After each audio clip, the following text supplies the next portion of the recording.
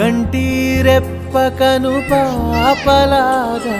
ఉంటారేమో కడదాకా సందామామ సిరి వెన్నెలలాగా వందేళ్ళైన విడిపోక ఓ రెండు ప్రేమ మేఘాలిలా దూకాయి వానలాగా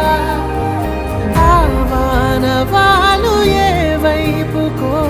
తెచేది కాలమేగా